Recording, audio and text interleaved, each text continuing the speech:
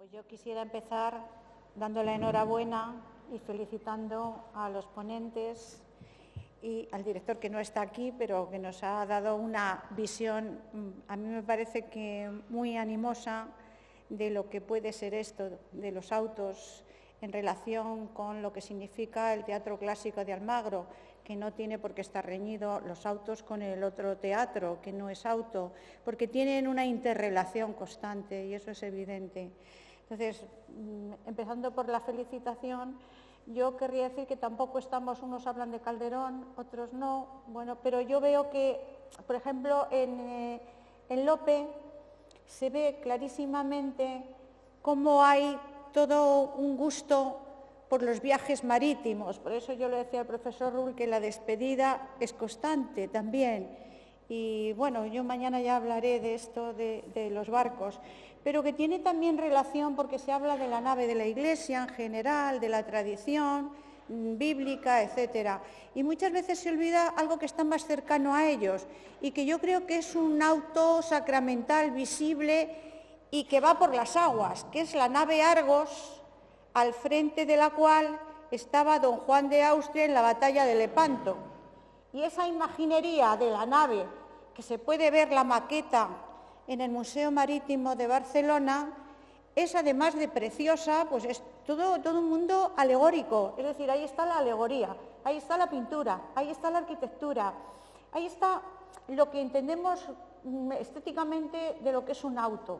Y entonces, bueno, pues esa imagen tiene que estar presente en todos, igual que está presente en Cervantes, porque Cervantes es otro gran autor de marinerías. Bueno, también todas las pinturas de marinas de la época son muy interesantes, pero es que la nave que tenemos para la batalla de Lepanto es un auto sacramental visible, que no se ha dado la suficiente importancia.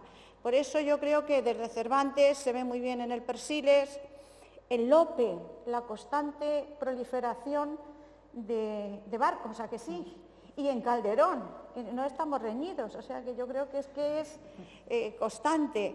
Y claro, es que es muy fácil ver el ejemplo de los viajes de la época, entonces se puede ver que está todo condensado ahí. Yo creo que todo esto está, y que además la alegoría ya está presente en Calderón, en Lope, sigue en los demás autores, y en fin. Bueno, no sé qué opináis. Yo creo que hay dos naves, o más. Bueno, muchas. Tres. La nave negra. Pero hay dos. Hay una nave que es la nave de la Iglesia, que es la nave que es la Iglesia, el símbolo de la Iglesia, sí, que viene en la Biblia ya, en la nave del mercader. Y hay otra nave que es la que en cierta medida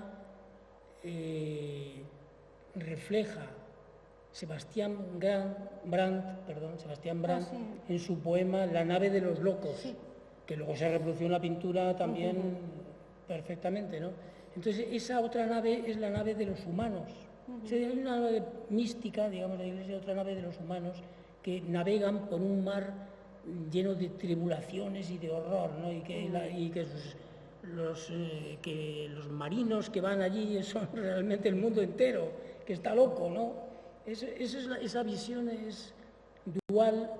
Yo creo que tenía que influir en, no sé, en Lope no lo sé, pero vamos, en Calderón seguro. En Lope lo de Sebastián Brandt no sé, porque el texto de Sebastián Brandt me parece que es de finales del siglo, pero bueno, pudiera ser. De todas maneras, lo que es cierto es que hay un magma que después, cogido por una serie de, reconozcámoslo, de genios poéticos que lo elevan de una manera y lo van alimentando y lo van desarrollando, ¿no? Por un lado estaría, si es cierto, la nave de Don Juan, todo lo que supuso la batalla de Lepanto, los viajes al Nuevo Mundo, pero también tendríamos que tener, incluso lo que ha dicho el profesor Enrique Rull, la imagen de la vida como tribulación, el agua como peligro también, y que es muy interesante, ¿no? En un cierto momento a mí me interesó tomar el sintagma agua en los autos de Lope.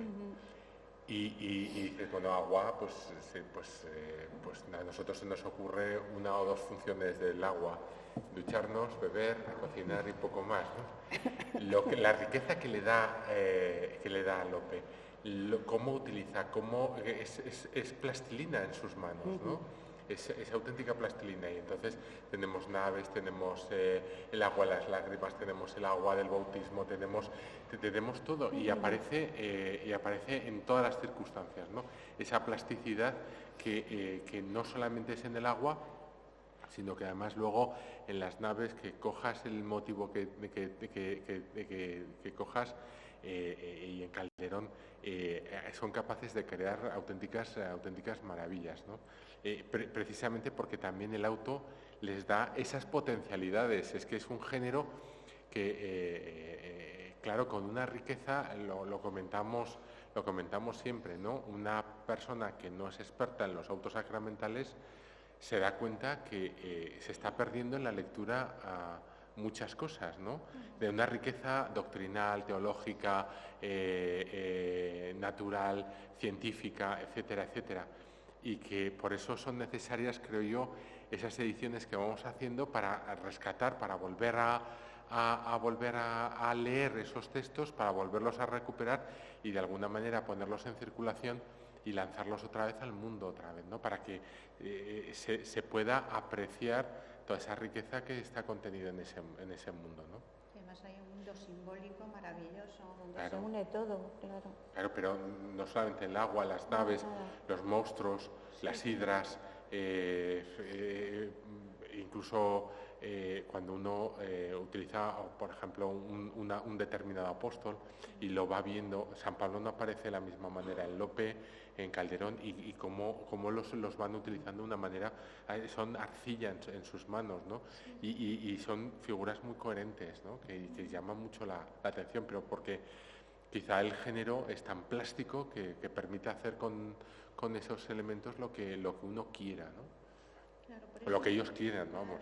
Llama la atención, pero además en Lope yo también me he dado cuenta, porque en Calderón es evidente que por lo menos en varios autos con mucha fuerza, está la crítica social y la crítica económica. Y en Lope también aparece, porque en la Isla del Sol, aparece clarísimamente esta murmuración, todo lo que es la adulación, todo ese mundo de palacio. Es realmente muy curioso porque claro, Calderón tiene delante al rey en una representación, ¿vale? Te lo tiene delante.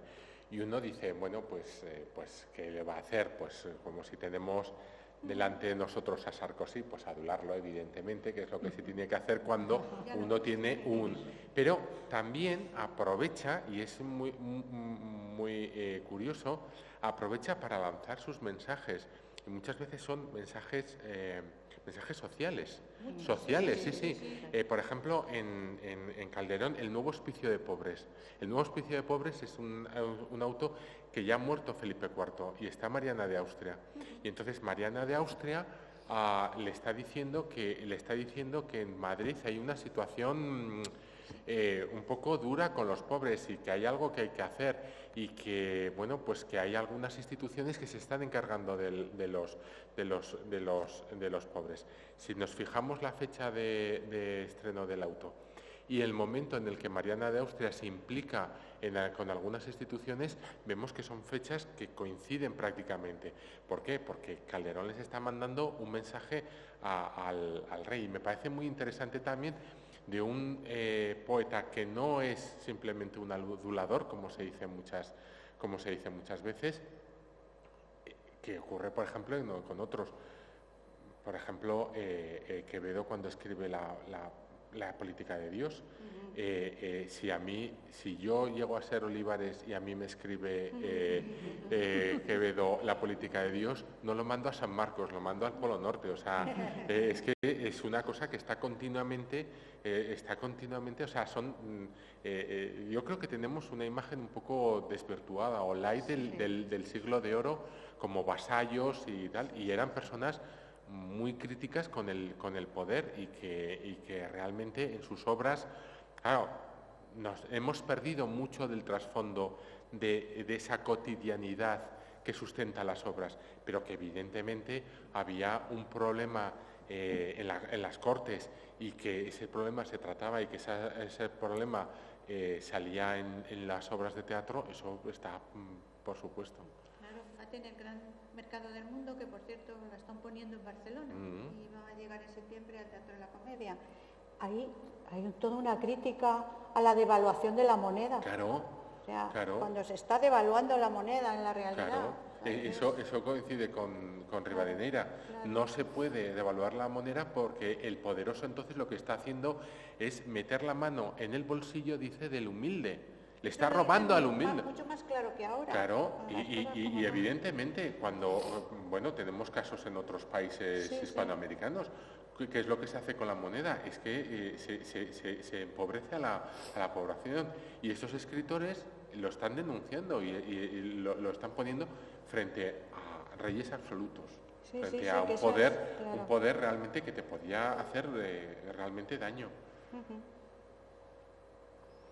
Bueno, y otro tema interesante, el de la pintura. Claro, Lope es que no puede prescindir de la pintura en los autos, porque no puede prescindir en la vida y en lo... Claro, es que Lope es un autor muy pintor. Él le gustaba la pintura. Él es el primer manifiesto en favor de los pintores. Claro. Y uno lee, por ejemplo, El peregrino en su patria y empieza a buscar pintores, pinturas, retratos, y aparece continuamente la pintura. Y el problema que tenemos es que, vale, se ha estudiado y hay autores que lo están estudiando, pero desde el arte.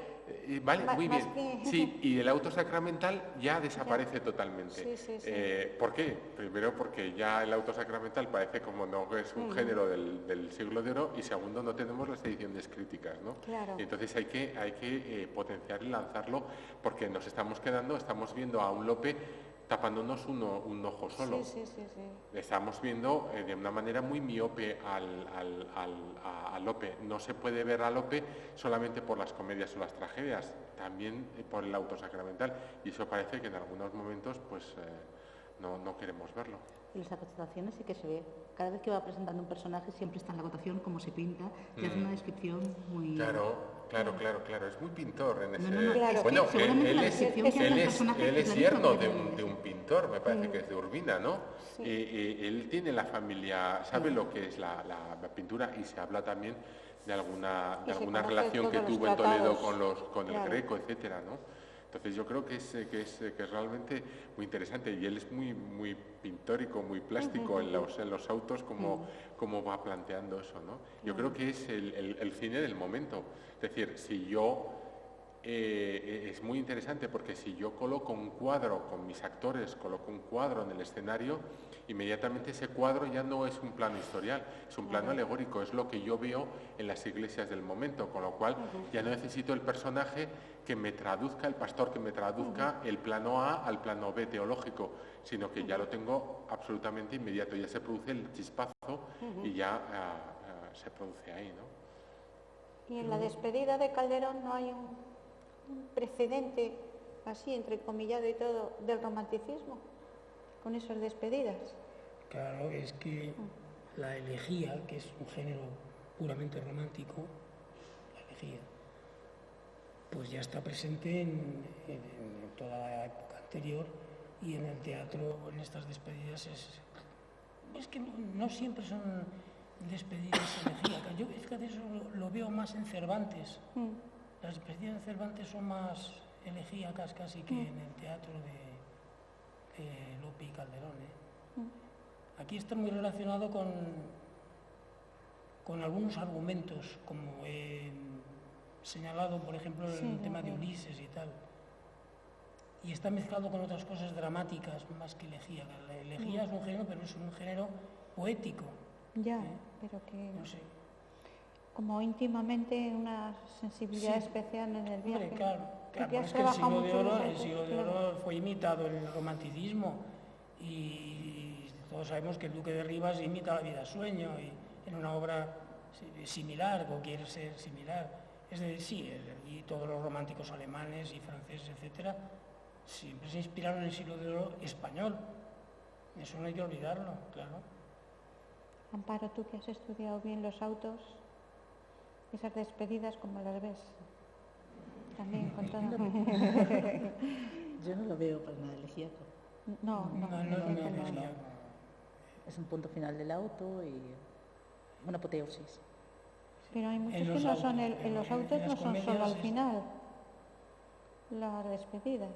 Sí, yo he visto que hay en el medio y alguien Sí, cuando por hay un cambio de escena. Sí, de bueno, algún no sé, personaje, pues, bueno, Sí, puede que ser, se va pero de por... uno a otro. No sé, puede ser que es que yo creo que lo que tiene que ver con el romanticismo es el siglo de oro en general, Ya. en todos los aspectos, incluso estéticos, casi yo diría que en los alegóricos también muchas veces, y también en los típicos, ¿no? En el tipismo que destilan las obras de teatro del siglo de oro, el honor y todas esas cosas que se atribuyen y que los románticos lo desentierran, porque el Duque de Rivas y todos estos autores, García Gutiérrez, todos están elaborando sus dramas a base de reminiscencias, sobre todo del teatro de Calderón, también del de Lope, pero sobre todo del de Calderón, de eso no hay duda. Un elemento como por ejemplo los duelos que ha estudiado Chochadís, o por ejemplo la figura del diablo, del demonio, que es muy romántica y que luego puede haber una mala interpretación de la crítica alemana, anglosajona, con un demonio romántico, que ven ahí una cosa que realmente no es doctrinalmente lo que Calderón, y que luego nos ha vuelto, por medio de esa crítica anglosajona y alemana, nos ha vuelto a reinterpretar a Calderón de una manera del eterno enamorado en la naturaleza humana, y que eso no tiene nada que ver, ¿no? Eso lo explicó Silvetti en el libro del demonio en los autos sacramentales. Sí. Es un libro muy, muy bueno, muy interesante también. Bueno, pueden participar los demás, que aquí nos vamos a...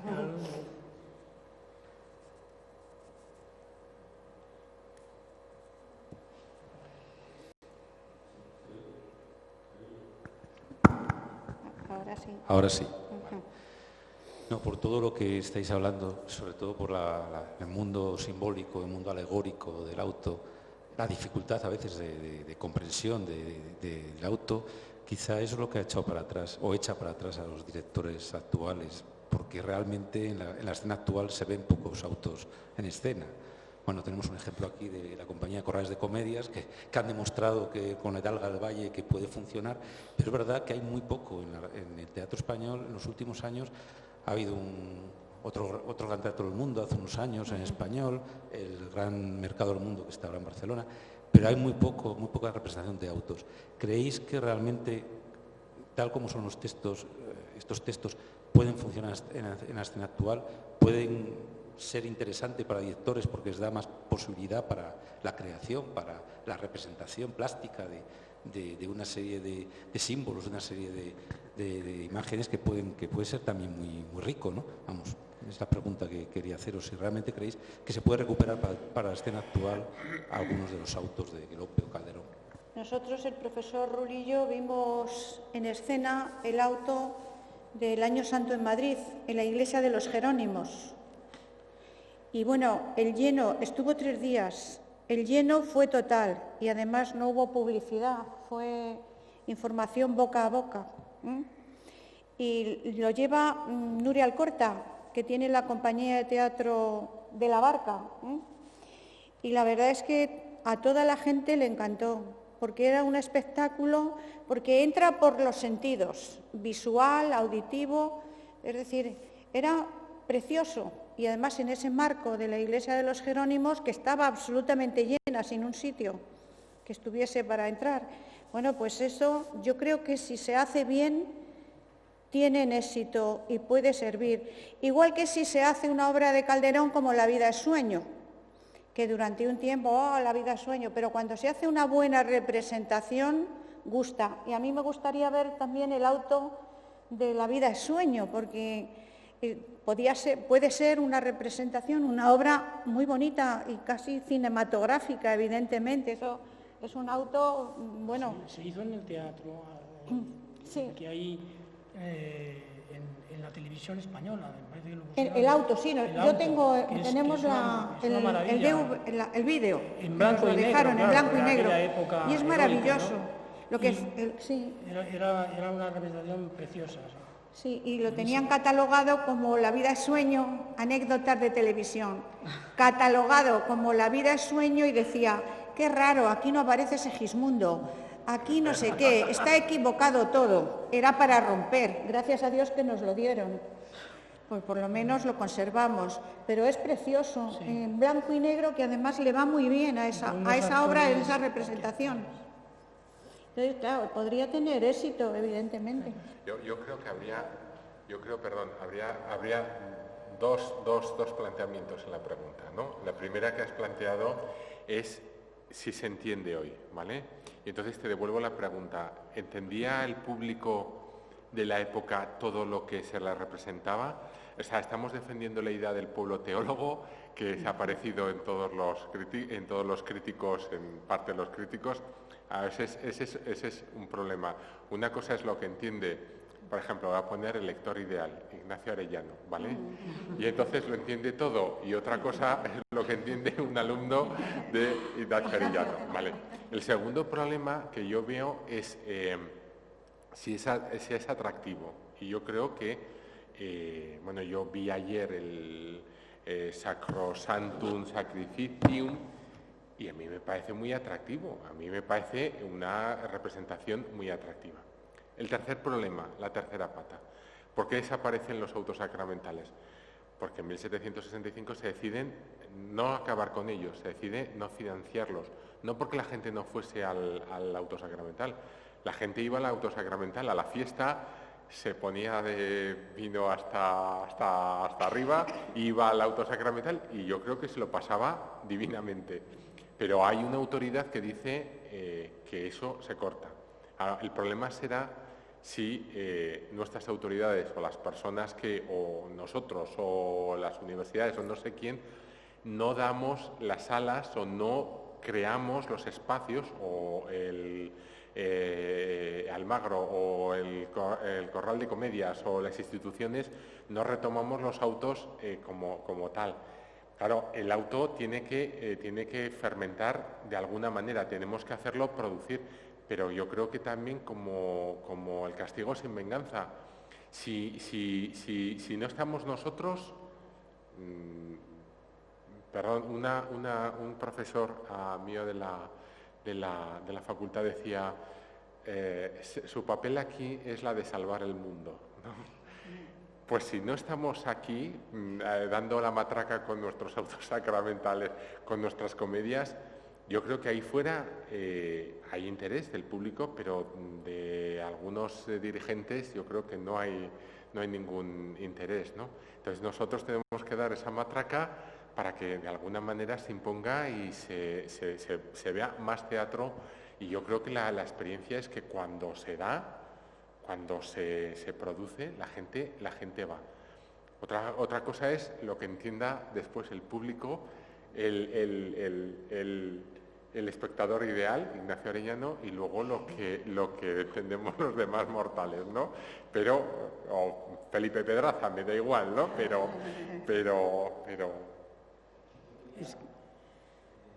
Ya al hilo de la pregunta de Rafael, primero, eso que tú acabas de decir, anoche vimos aquí un espectáculo que fue una magnífica muestra de que no todo está perdido, están recuperándose cosas. Nosotros, ahora que estábamos intentando organizar los autos que se iban a representar, hablamos con varias compañías que están haciendo autos, y además de eso, hoy la directora del auto de ayer nos estaba contando que cuando lo estrenaron en Murcia, pues mucha gente se quedó fuera porque en la iglesia donde lo estrenaron por 2 veces. Entonces yo creo que sí puede que lo que nos falte es el empuje para salvar el mundo. Nosotros estamos aquí dispuestos, ¿eh? Aquí con este festival lo queremos salvar. Entonces, era un poco a contestarle a Rafael, pero ya tú lo has hecho muy, muy bien. No, si me permitís, la historia de esta representación, que 3 mujeres se junten en un despacho a leer textos del Siglo de Oro y no a comentar el programa marrullero del momento, pongamos el nombre que queramos, a mí me parece una historia, primero, deliciosa y segunda, enternecedora, porque me da la impresión de que tenemos salvación todavía. Cuando esas 3 mujeres decidan reunirse para hacer otras cosas y no leer autos sacramentales, porque tendrán, yo seguro, tienen otras cosas que hacer mucho más importantes o mucho más urgentes que leer un auto sacramental no sé, o hacer una mojiganga o hacer una loa, ¿vale? Me parece que todavía tenemos espacio para el optimismo. Yo creo que sí, que además los alumnos, cuando van y ven una obra bien representada, les gusta muchísimo. Entonces, eso es indicativo de que hay un gusto. Lo que pasa es que si nadie les habla de que existen esas piezas, ni se las enseñan, no les puede ni gustar ni no gustar. Prescinden. Es que no solo la palabra, es Claro, música, es baile. claro. Realmente Claro, es un espectáculo entonces global. la representación es fundamental, porque Claro. los textos leídos son un poco fríos y difíciles, muy difíciles. Son muy difíciles para leer en sí. Pero la representación es esencial. Decía en el siglo XIX Ventura de la Vega que no importaba que se entendieran o no, que lo importante era oír aquello que eran versos arrebatadores. Se refería a Calderón, claro. Y es así. A Calderón lo oyes y aunque no entiendas lo que dice, porque ¿quién empieza a entender eso de hermosa compostura de esta... no sé cómo sigue el... Hipogrifo violento que hipogrifo corre... violento y tal. ¿qué es eso, Entonces la no? gente dice, bueno, no, si van a entenderlo no lo entienden, pero les gusta. ¿Por qué? Porque tiene fuerza, atractivo y potencia. Y además luego lo que decía Amparo, si además va ligado a la música, al diseño, a la pintura, a una palabra enriquecida constantemente y a un dramatismo floreciente y desarrollado perfectamente hasta sus últimas consecuencias, eso tiene que atraer al público, de eso no cabe la menor duda. Entonces, me da igual que sea comedia o auto, si es que es igual, si es que el auto es tan atractivo como la comedia o más, depende, ese auto de la vida es sueño, decía Balbuena Prat, decía, es mejor el auto que la comedia. Hombre, yo no lo sé si es mejor el auto que la comedia, pero a él se lo parecía. Y es buenísimo el auto, es verdad. Cómo empieza, parece las tesis del origen del universo. Ahí, Sí, el golpe ese del Big Bang. ¿Sabe cómo los explotan? cuatro elementos ¿no? Eso es agarrados, una maravilla. en redondo, en la versión que yo vi, y saltan. Eso es Goethe, el Fausto. El Fausto En también. el Fausto de Goethe empieza también en el prólogo en el cielo, me parece que aparece algo parecido. Eso por eso está en el romanticismo también. Y el prólogo que pone Becker a sus rimas, a sus rimas y a otros escritos, es también algo de esto. Es también un germen de los elementos y de la creación que va diluyéndose a través del universo y que llega hasta ti y haces de ello un poema, ¿no? Esa es la poesía. Y eso es lo que ocurre en el siglo de oro, lo que ocurre en los autos sacramentales tanto como en las comedias. Claro, tampoco se entiende, si vamos a ver y somos sinceros, la poesía de García Lorca. A ver, cuando a un alumno se le da un poema de García Lorca, pues la verdad es que nadie quiere para un examen ni para unas oposiciones un poema de García Lorca. ¿Sí o no? Porque realmente lo que más funciona y lo que atrae al lector de Lorca es la sugestión. Y luego ya irá profundizando. Pero de principio es preferible un poema del siglo XVIII que sea todo muy claro. Vamos, que es así. Buenas tardes. Creo que ya habéis contestado a todas mis dudas, lo que habéis comentado hasta ahora. Era como yo que trabajo en un auto sacramental, en teatro clásico, y cuando hablamos con los compañeros yo siempre tenía la duda de el auto sacramental no llega, por eso digo que casi me habéis respondido. No llega, yo ahora tengo una esperanza, creo que sí, cuanto más lo leo, más quiero leer, más quiero hacer, pero sí que he ido a ver, no solamente hago, sino he ido a ver representaciones autosacramentales, sí que hay una edad que es atractiva a un tipo de público, pero a los jóvenes, aunque nosotros lo intentamos, y sí que vienen, pero los menos, es como cómo se llega, pero creo que más sería a partir de lo académico que de la práctica, porque si no se empieza desde ahí, ¿cómo se hace? Bueno, y digo que más o menos me habéis respondido, y bueno, que tengo esperanza de que poco a poco, pero que si no se empieza desde más joven, creo que es difícil. Digo, se va a perder, si la media está en 50. Bueno, gracias. Que no era una pregunta, era dudas.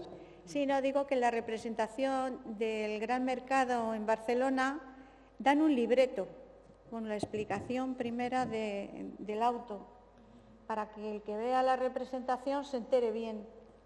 Y para los alumnos, bueno, pues una edición pequeñita, que creo que vale 3 euros, es decir, casi una cantidad simbólica, pero para que lo vayan preparando y luego les llevan a la representación, cosa que me parece muy didáctica.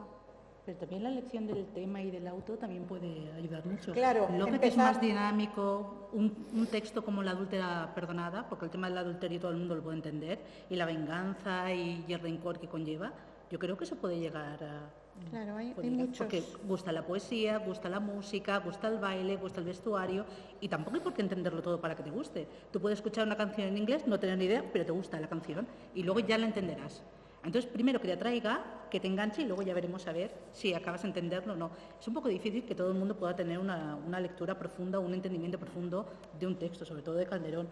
Pero te puede gustar, puede formar parte de, bueno, pues de un bagaje que vayas adquiriendo. Pero eso también pasa con las comedias. Con todo. Con todo. No, y luego que hay autos y autos. Porque representar el gran mercado del mundo o el gran teatro del mundo está muy bien, pero representar, por ejemplo, el Sacro Parnaso, que son unas oposiciones, es un auto de oposiciones, eso ya se hace un poco pero más tiene de cosas muy curiosas que le sirven, sí, o sea que es un contrapunto a la... Sí. Pero eso todo ya ese mundo para los especialistas y tal. Eso para los que van a hacer oposición no estaría mal. Sí. Tiene la otra parte. Es que lo bueno de los autos es que hay un contrapunto de diversión, de fiesta, y el otro de pensamiento, reflexión, teología, etcétera. Entonces el espectador pues puede prescindir, como decía Calderón, yo llamo a todos, y el que llama a todos no exceptúa a nadie, ¿no? El que vaya y que entienda a cada uno, o que sienta, que realmente lo primero es sentir lo que quiera. Hola. Los personajes, al tener un destino escrito en una obra, ¿hasta qué punto se enfrenta con ese concepto de libre albedrío? Los personajes, ¿hasta qué punto Su destino está escrito dentro de una obra, está enmarcado, digámoslo así, en una obra. ¿Hasta qué punto se enfrenta con el concepto de libre albedrío? Los personajes, normalmente en el auto sacramental, la mayoría triunfan, pero hay algunos casos en un auto de Calderón en el que se condenan. Hay algunos personajes que se condenan. En el de aparece el rey, la hermosura, el gran teatro.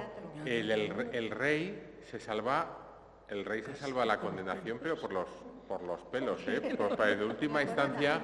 Y eso, o sea, vale, se condena. Está escrito, pues a lo mejor no, porque a lo mejor hay posibilidades en el Gran Teatro en concreto, el que se salva es el que lo pasa mal, evidentemente, el pobre, que es el despreciado de todos, el rico se condena. Pero es muy curioso que el rey, porque le echa una mano a última instancia a la Iglesia, si no, ese rey no sé yo dónde acaba. Eso también indica que hay cierta, porque uno piensa cuando está leyendo el texto, el rey se va a salvar seguro, sí o sí, y no está tan tan claro, ¿eh? Tenemos que ir dando por finalizado el acto, porque ahora tenemos un acto más y hay que preparar algunas pequeñas cosillas. Por nuestra parte, por la parte del festival, queremos agradeceros otra vez a los ponentes sus maravillosas colaboraciones, su generosidad y que hagamos cosas, que hagáis con nosotros y que nosotros hagamos con vosotros, la parte de los actores, la parte que nos dedicamos al teatro, con los filólogos. Esto a mí me parece que ahora vamos a empezar a salvar el mundo. Muchísimas gracias a los que habéis venido y os emplazamos para el próximo acto, que empezará a las 9:30. 9. Bueno, pues muchísimas gracias. A las 9, perdón, a las 9.